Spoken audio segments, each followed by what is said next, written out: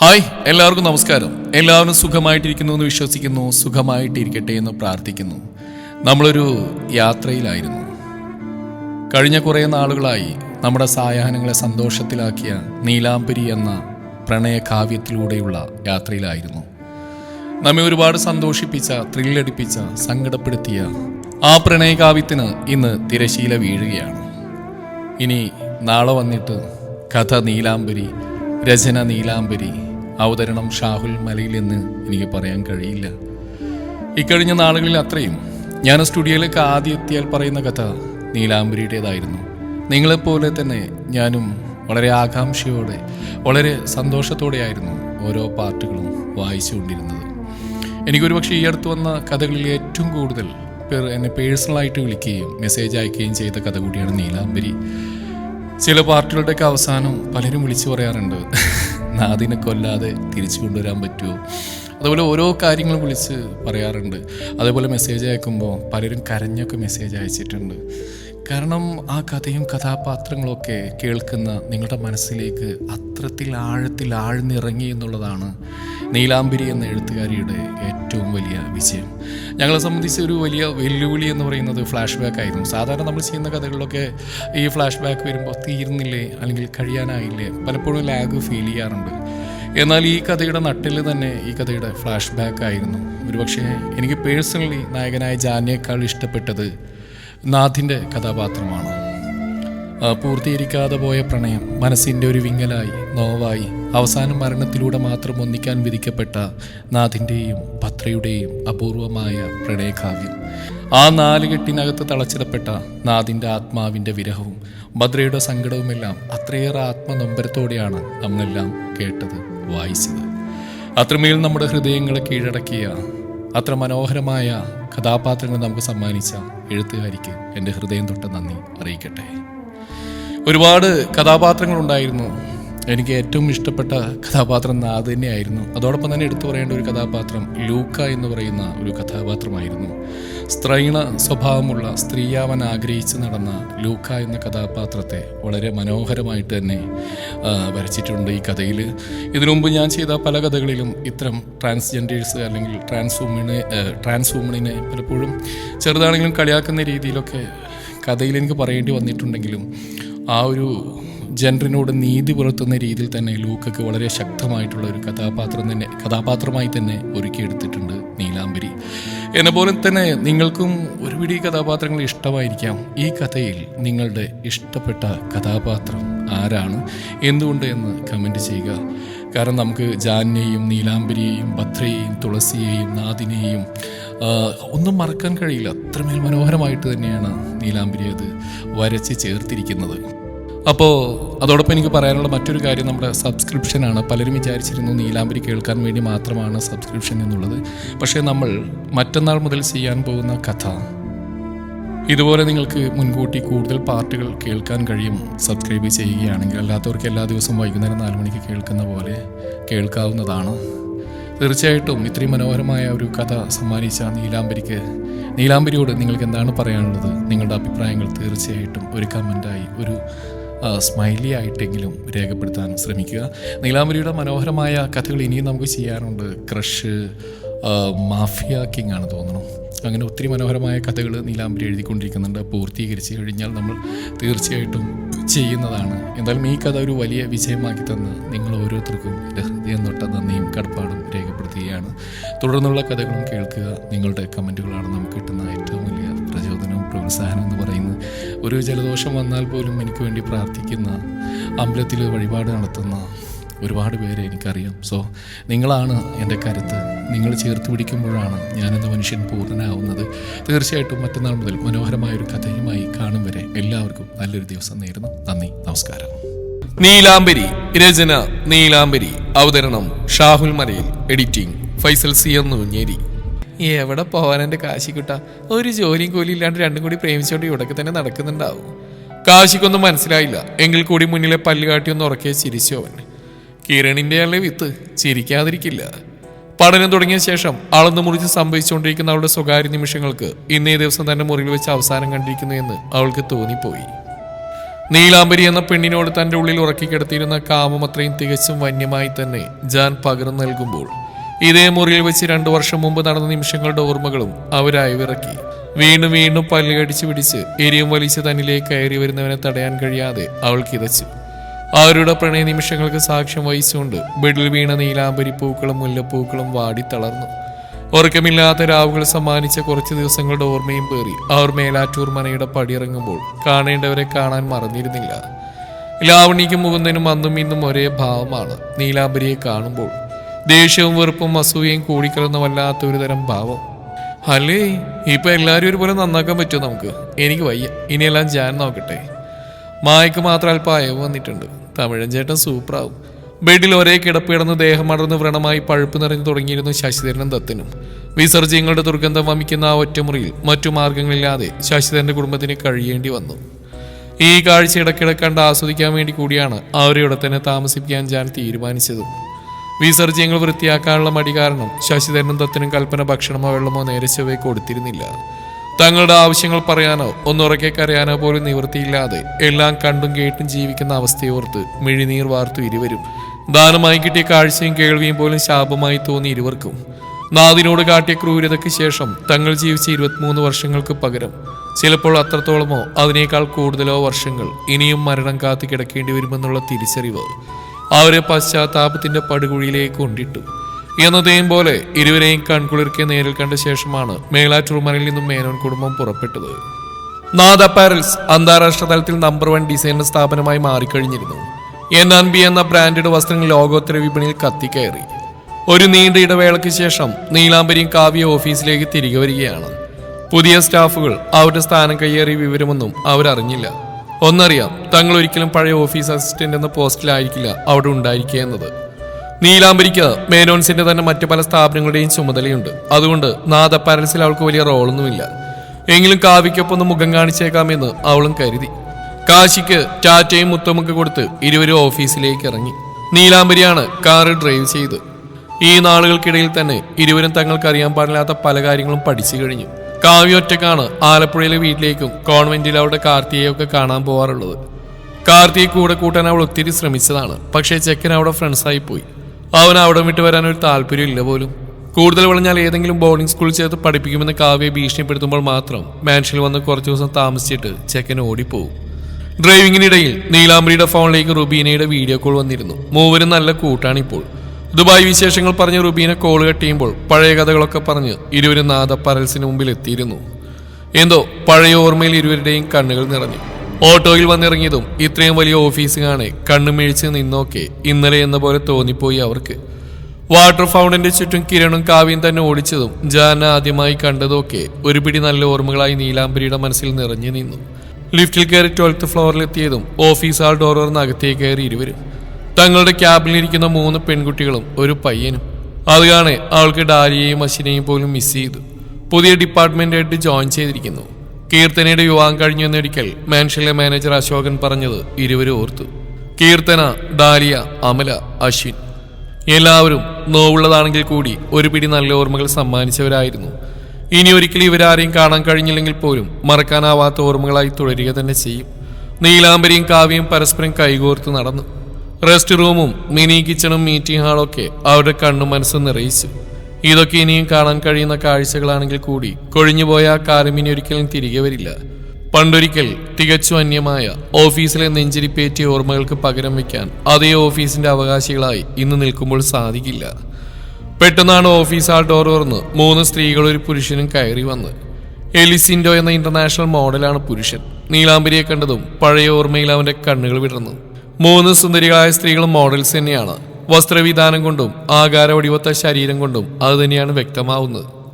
ഓഫീസിലെ എല്ലാ സ്റ്റാഫുകളും അവരെ കൗതുകത്തോടെ നോക്കുന്നുമുണ്ട്. നീലാംബരിക്ക് ആദ്യമായി തങ്ങൾ ലൂക്കയെ കണ്ട നിമിഷങ്ങളാണ് ഓർമ്മ വന്നത്. ലൂക്കയുടെ ഓർമ്മയിൽ അവളുടെ മിഴി നിറഞ്ഞു. അപ്പോഴാണ് അവളൊരു കാര്യം ശ്രദ്ധിച്ച്.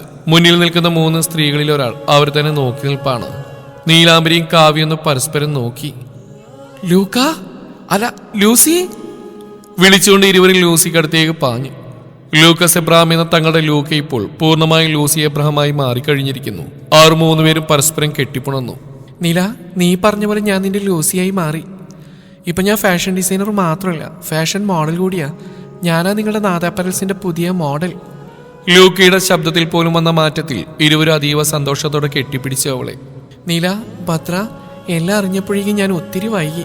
എനിക്ക് സർജറി ടൈം ആയിരുന്നു, ഒന്ന് വിളിക്കാൻ കൂടി കഴിഞ്ഞില്ല.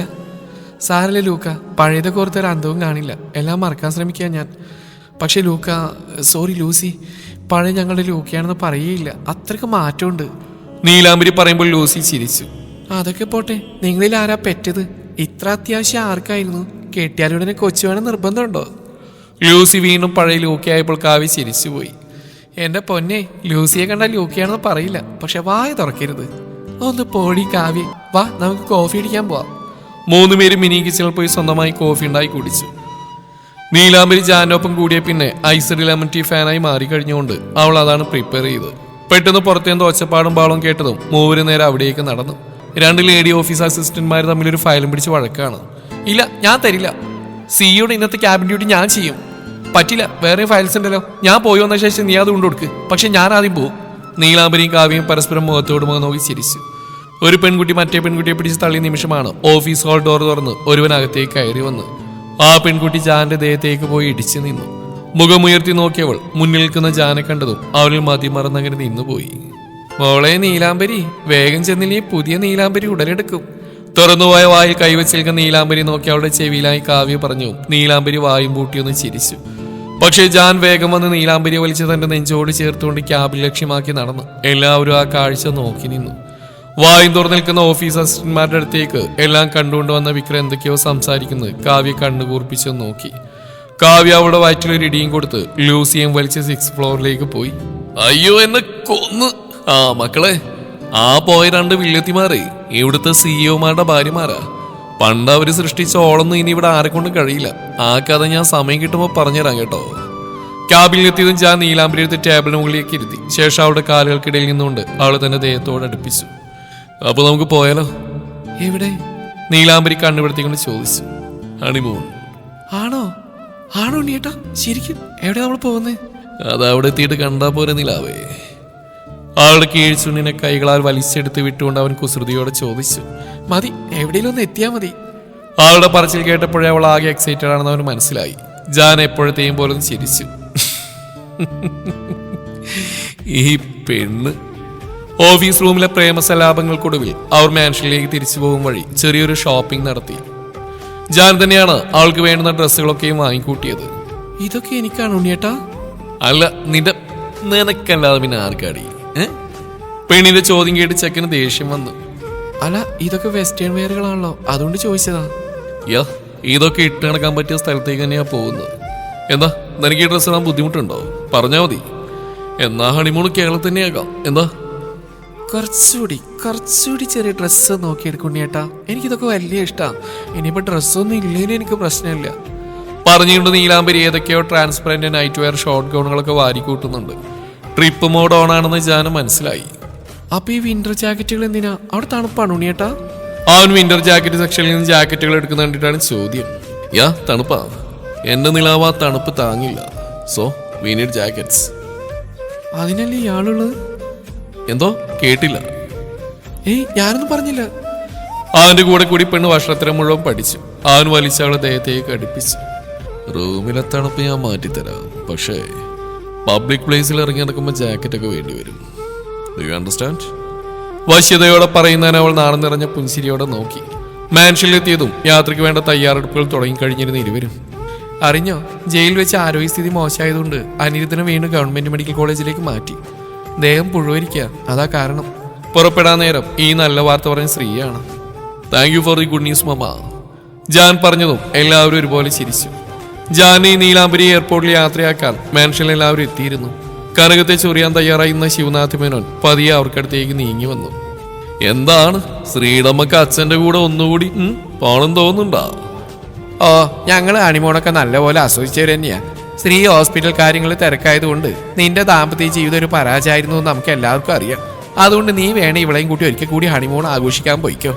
ഉണ്ണിക്കുട്ടനെ കുഞ്ഞിക്കുമ്പോ ഉണ്ണിക്കുട്ടന്റെ അനിയനും കൂടി ഉണ്ടാവുന്ന നല്ലതാ. അതും ഇപ്പോഴത്തെ ട്രെൻഡാ. ബ്രോഡാഡി സിനിമ പോലെ അല്ലേ ഗ്രാൻഡ്മ? ഒരു ചിരിയോടെ കിരൺ പറഞ്ഞു. തൃപ്തിയായില്ലേ? ഇനി വാ തുറക്കരുത്.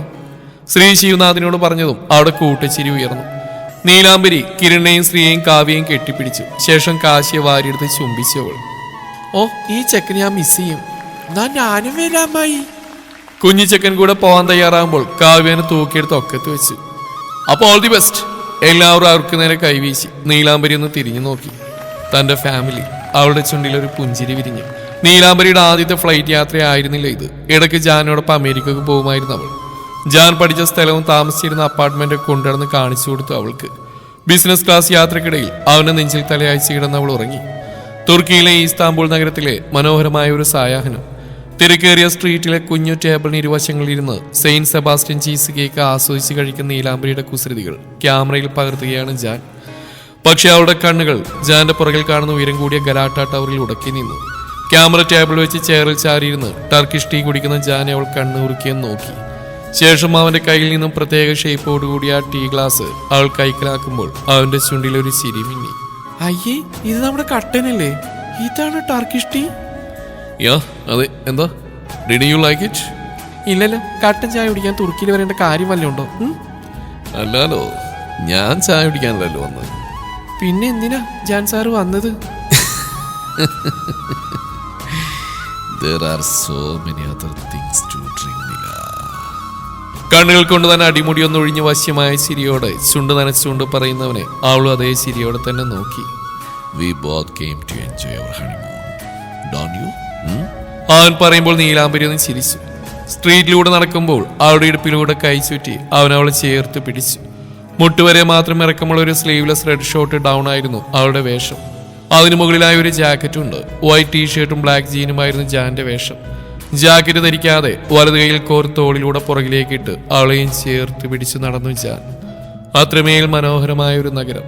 2 കനാലുകളുടെ ഇരുകരയിലായി കാണപ്പെടുന്ന വശ്യമനോഹരിയായ ഇസ്താംബൂൾ ഒരത്ഭുത നഗരമായി തോന്നി നീലാംബരിക്ക്. അവിടുത്തെ സുന്ദരന്മാരും സുന്ദരികളുമായ സ്ത്രീ പുരുഷന്മാരുടെ കണ്ണുകളുടെ തിളക്കത്തിൽ ഉടക്കി നിന്നു നീലാംബരി. ഉണ്ണിയേട്ടാ, ഇവിടുത്തെ മനുഷ്യരെ കാണാൻ എന്ത് ഭംഗിയല്ലേ? അതുകൊണ്ടാവില്ലേ പണ്ട് മുതൽ നമ്മുടെ നാട്ടിലെ ആൾക്കാർ പറയുന്നത് നിന്നെ കെട്ടാനങ്ങ് തുർക്കിയിൽ നിന്ന് രാജകുമാരൻ വരും കാത്തിരുന്നോന്നൊക്കെ? യാ, ചിലപ്പോ നിന്നോട് ആരെങ്കിലും അങ്ങനെ പറഞ്ഞു? ആ, കേട്ട് കേട്ട് തഴമ്പിച്ചു പണ്ടൊക്കെ. എന്നിട്ട് വന്നോ തുർക്കിയിൽ നിന്ന് രാജകുമാരൻ? ഇല്ല, അമേരിക്കയിൽ നിന്ന് വെള്ളാരം കണ്ടുള്ള ചെക്കൻ വന്നു. അവന്റെ നോട്ടത്തിൽ ആദ്യ ദിവസം തന്നെ മൂക്കും കുത്തി ഞാൻ വീണുപോയി. ഓക്കെ. നീലാംബരിയെ ചുറ്റിപ്പിടിച്ച് അവളുടെ കവിളിൽ ചുണ്ടു ചേർത്ത് ജാൻ. പിന്നീട് അവർ പോയത് ഹോട്ട് എയർ ബലൂൺ സഫാരിക്കാണ്. ബലൂൺ ആകാശത്തേക്ക് ഉയർന്നും ഒരു പകപ്പോടെ നീലാംബരി ജാനെ ചുറ്റിപ്പിടിച്ചു. അവനവളെ ചേർത്ത് പിടിച്ചുകൊണ്ട് ആ കണ്ണുകളിലേക്ക് നോക്കി കണ്ണു ചെമ്മി. ആ താഴ്വാരത്തിന് മുകളിലൂടെ ബലൂണിൽ പറക്കുമ്പോൾ അസ്തമന സൂര്യന്റെ ചുവപ്പ് കിരണങ്ങൾ അവരുടെ മേൽ പതിക്കുന്നുണ്ടായിരുന്നു. ഈ നിമിഷം ഭൂമിക്കും ആകാശത്തിനും നടുവിലാണ് തങ്ങളെന്ന് അവർക്ക് തോന്നി. അവളവന്റെ കണ്ണുകളിലേക്ക് ഉറ്റുനോക്കി അങ്ങനെ തന്നെ നിന്നു. ജാൻ അവളെ തിരിച്ചു നിർത്തി പുറകിലൂടെ പുണർന്നുകൊണ്ട് മുന്നിലെ മനോഹര കാഴ്ചയിൽ അലിഞ്ഞു ചേർന്നുകൊണ്ട് കാതോരം പതിയെ ചോദിച്ചു, എന്താണ് നിലാവേ? ഉണ്ണിയേട്ടാ, ഞാൻ കഥ പറയട്ടെ? പിന്നെന്താ, ഒന്നല്ല, എന്റെ നിലാവ് പറയുന്ന ഒരുപാട് കഥകൾ കേൾക്കാനാ ഞാൻ നിന്നെയും കൊണ്ട് ഭൂമി വിട്ടിങ്ങനെ പറക്കുന്നത്. തന്റെ വലത്തെ തോളിൽ താടിത്തുമ്പൂത്തി വെച്ച് നിൽക്കുന്നവന്റെ കവിളിൽ കൈ ചേർത്തു നീലാംബരി. ശേഷം ചുമപ്പ് രാശിയാൽ സുന്ദരമായ പടിഞ്ഞാറേ വാനം നോക്കി അവൾ പറഞ്ഞു തുടങ്ങി. പണ്ടൊരിക്കൽ മേലാറ്റൂർമലയിൽ നീലാംബരി എന്ന രാജകുമാരി മുല്ലപ്പൂ മണമുള്ള അവളുടെ മുറിയിലെ സപ്രപഞ്ചക്കെട്ടിൽ കിടന്ന് വെള്ളാരം കണ്ടുള്ള രാജകുമാരി ദിവസം സ്വപ്നം കാണുമായിരുന്നു. അങ്ങനെ ഒരു ദിവസം അവൻ അവൾക്കരികിൽ പറന്നെത്തി. അവളുടെ അടുത്ത് വന്നിരുന്ന രാജകുമാരന്റെ വെള്ളാരം കണ്ണുകളിൽ നീലാംബരി കുടുങ്ങിപ്പോയി. ആദ്യ കാഴ്ചയിൽ തന്നെ അവന്റെ നോട്ടത്തിന് മുമ്പിൽ അടിമപ്പെട്ടവൾ പിന്നീടുള്ള ദിവസങ്ങളിൽ അവന്റെ നോട്ടത്തിനായി കൊതിച്ചു. പുറകിലൂടെ തന്നെ അവളുടെ ചുണ്ടുകളിൽ ചൂണ്ടുവിരൽ വെച്ച് തടഞ്ഞുകൊണ്ട് ബാക്കിയെന്നോണം അവൻ പറഞ്ഞു തുടങ്ങി. വർഷങ്ങളായി താൻ തേടിയലഞ്ഞ തന്റെ രാജകുമാരി അവളാണെന്ന് ആദ്യ കാഴ്ചയിൽ തന്നെ അവന് മനസ്സിലായി കഴിഞ്ഞിരുന്നു.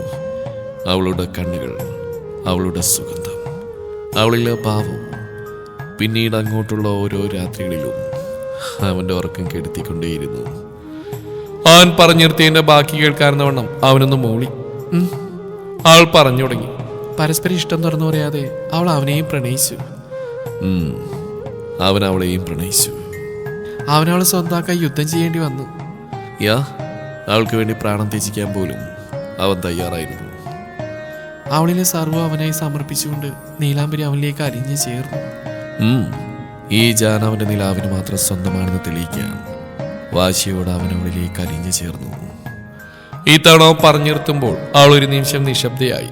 അവന്റെ ചുണ്ടിൽ പ്രണയം കൊണ്ട് നിന്നെ ഞാൻ തോൽപ്പിച്ചു എന്ന ഭാവത്തിൽ ഒരു ചിരിമിന്നി. തന്നെ പുറകിലൂടെ പുണർന്ന് തനിക്കൊപ്പം അസ്തമന സൂര്യനെ നോക്കുന്നവന്റെ വലം കൈ സ്വന്തം വയറ്റിലേക്ക് ചേർത്ത് വെച്ചു നീലാംബരി. അവന്റെ പ്രണയത്തിന്റെ തുടിപ്പ് നീലാംബരിയുടെ ഉദരത്തിൽ പിറവിയെടുത്ത് അവൻ അറിഞ്ഞിരുന്നില്ല. ഒപ്പത്തിനൊപ്പം പറയാൻ കഴിയാതെ അവൻ തറഞ്ഞിന്നു പോയി. നില. അവൻ വിശ്വസിക്കാനാവാതെ അവളെ മുഖം ചരിച്ചു നോക്കി. ഇരു കൈകൾ കൊണ്ട് മുഖം പൊത്തി അവന്റെ ദൃഷ്ടി മറച്ചവളെ അവൻ വേഗത്തിൽ തിരിച്ചു നിർത്തി. ആ കൈകൾ മുഖത്തിൽ നിന്ന് അടർത്തി മാറ്റുമ്പോൾ നീലാംബരി നാണത്തോടെ അവന്റെ നെഞ്ചിൽ പതുങ്ങി. നില, ആർ യു പ്രഗ്നന്റ്? അത്ഭുതവും അമ്പരപ്പും സന്തോഷവും കൂടിക്കലർന്ന ഒരു തരം ഭാവമായിരുന്നു അവനിൽ. നിറകണ്ണുകളോട് അവൾ അവന്റെ മുഖത്ത് നോക്കി വേഗത്തിൽ തലയാട്ടി സമ്മതിക്കുമ്പോൾ അവൻ അവളെ മുറുകെ കെട്ടിപ്പിടിച്ചുകൊണ്ട് മൂർത്താവിൽ ചുണ്ടുകൾ അമർത്തി. ഇറ്റ്സ് എ ബേബി ഗേൾ, അവൻ പറഞ്ഞു. ആണോ? യാ, എനിക്ക് ഉറപ്പാ. നമ്മുടെ മകൾ കെയ്തന്റെ രാജകുമാരി. അപ്പൊ അവൾക്ക് എന്താ പേര്? നാദുഭദ്ര പ്രണയം പോലെ, ജാൻ നില പ്രണയം പോലെ, കെയ്തന്റെ പ്രണയം. കെയ്തന്റെ പ്രണയം പൂവണിയുമ്പോ അവൻ അവളുടെ പേര് ലോകത്തോട് ഉറക്കെ വിളിച്ചു പറയട്ടെ നില. ഐ ലവ് യു നില. I love you Jan. തന്റെ കവിളുകളെ പൊതിഞ്ഞു പിടിച്ചിരിക്കുന്ന അവന്റെ കൈകൾക്ക് മേൽ തന്റെ കൈകൾ വെച്ചുകൊണ്ട് ആ വെള്ളാരം കണ്ണുകളിലേക്ക് ഉറ്റുനോക്കി നീലാംബരി. അവൻ അവളോട് തികഞ്ഞ വാത്സല്യമായിരുന്നപ്പോൾ നീലാംബരിയെ തന്റെ ഇടനെഞ്ചിൽ ഒതുക്കി വലം കൈയാൽ അവളുടെ വയറിലേക്ക് കൈ ചേർത്ത് തന്റെ പ്രാണനെയും പ്രാണന്റെ പ്രാണനെയും പൊതിഞ്ഞു പിടിച്ചു ജാൻ. ഇരുവരുടെയും അടഞ്ഞ കണ്ണുകൾക്കുള്ളിൽ തെളിഞ്ഞത് വരാനിരിക്കുന്ന തങ്ങളുടെ സ്വപ്നതുല്യമായ നല്ല നാളുകളായിരുന്നു. അപ്പോഴും പറന്നടക്കുന്ന ബലൂണിൽ ആരുടെയോ ഫോണിൽ നിന്നും മനോഹരമായ ഒരു ടർക്കിഷ് ഗാനം കേൾക്കുന്നുണ്ടായിരുന്നു. പ്രിയമുള്ളവരെ, ഈ കഥ ഇവിടെ അവസാനിക്കുകയാണ്. മാസങ്ങളോളം നീണ്ട മറക്കാൻ കഴിയാത്ത മനോഹരമായ ഒരു യാത്രയായിരുന്നു നീലാംബരി. നീലാംബരി തന്നെ തൻ്റെ തൂലികയിലൂടെ വരഞ്ഞിട്ട കഥാപാത്രങ്ങളുടെ അസാമാന്യമായ സവിശേഷത കൊണ്ടും കഥാസന്ദർഭങ്ങൾ കൊണ്ടും നമ്മുടെ ഹൃദയം കീഴടക്കിയ നീലാംബരിക്കയുടെ തിരശ്ശീല വീഴുകയാണ്. കഥ മുഴുവൻ കേട്ടവർ, എനിക്കറിയാം ഒരുപാട് പേര് നമ്മുടെ കഥ കേൾക്കുന്നുണ്ട്, പലരും കമൻറ്റ് ചെയ്യാറില്ല. അപ്പോൾ ഈ ഒരു പാർട്ടിൽ ഒരു ലൈക്കായിട്ടോ എന്തെങ്കിലും ഒരു വരിയായിട്ടോ ഒരു ഇമോജിയായിട്ടോ നിങ്ങളുടെ കമൻറ്റ് പ്രതീക്ഷിക്കുകയാണ്. നിങ്ങൾക്ക് ഈ കഥയിൽ ഇഷ്ടപ്പെട്ട കഥാപാത്രം ആരാണ്, എന്തുകൊണ്ട്? നിങ്ങളുടെ അഭിപ്രായങ്ങൾ മുഴുവനായിട്ട് രേഖപ്പെടുത്തുക. നീലാംബരിയുടെ മനോഹരമായ ഒരുപാട് കഥകൾ ഇനി നമുക്ക് ചെയ്യാനുണ്ട്. കാത്തിരിക്കാം ആ മനോഹര കഥകൾക്കായി. പുതിയ കഥ മറ്റന്നാൾ മുതൽ ആരംഭിക്കുന്നതാണ്. Thank you.